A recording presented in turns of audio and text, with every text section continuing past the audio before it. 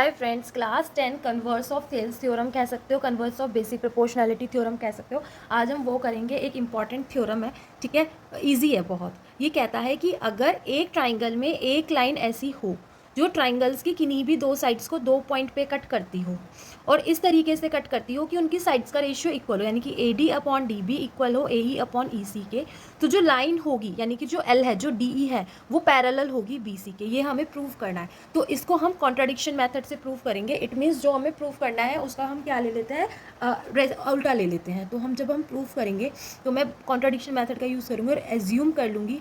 Let us assume that, मैं ये assume करूँगी कि जो डी ई है वो not parallel to B C है।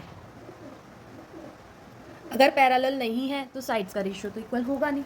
तो मैं एक लाइन इसमें पैरेलल जो है अपने आप से ड्रॉ कर लूँगी। तो मैं क्या करूँगी, तो यहाँ पे एक पैरेलल लाइन तो होगी, देन यहाँ पे क्या होगा, देयर मस्ट बी एक और लाइन होगी, मस्ट बी अनदर लाइन, एक और लाइन होगी किससे जाती हुई, थ्रू डी से जाती हुई एक लाइन होगी जो कि किसके पैरेलल होगी, बी सी के पैरेलल होगी, which is parallel to B C के पैरेलल होगी।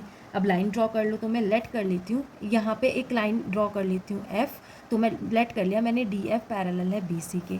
इन ट्राइंगल ए बी सी, अगर ए बी सी ट्राइंगल में डी एफ पैरेलल है बी सी के, तो by the theorem 6.1 A D upon D B is equal to A F upon F C होगा। But हमें क्या given है, हमें तो गिवन है A D upon D B is equal to A E upon E C, ये तो given है हमें। अगर हमें ये गिवन है तो दोनों इक्वेशन से अगर हम कंपेयर करें, इस वाली इक्वेशन और इस वाली इक्वेशन से, from equation first and second, but हमें क्या दिया हुआ है, हमें दिया हुआ है A D upon D B is equal to A E upon E C दिया हुआ है। इसको आप सेकेंड कह दो, ठीक है। ये हमें क्या है, गिवन है। From equation first and second, equation first और सेकेंड से हमारा A F upon F C equal हो जाएगा ए ई अपॉन ई सी के, ठीक है। वी गेट हमने ये हमें मिल गया। अब हमें इनको क्या दिखाना है कि एफ और ई जो है अलग अलग पॉइंट्स नहीं है, दोनों एक ही पॉइंट है। तो मैं उसको इक्वल दिखाने के लिए दोनों साइड 1 प्लस कर दूंगी। A F upon F C plus 1 is equal to A E upon E C plus 1, A F plus F C upon F C is equal to A E plus E C upon E C, ठीक है। उसके बाद क्या होगा, A F plus F C कितना आएगा, ए सी, और ए E plus E सी भी कितना होगा, ए सी अपॉन ई सी। ये इक्वल है तो क्या हो जाएगा, ई सी किसके इक्वल आ गया, एफ सी के। और ई सी इक्वल अगर एफ सी के आता है तो ये तभी पॉसिबल है जब ई और एफ क्या होंगे, कॉन्साइड होंगे। This is possible only when,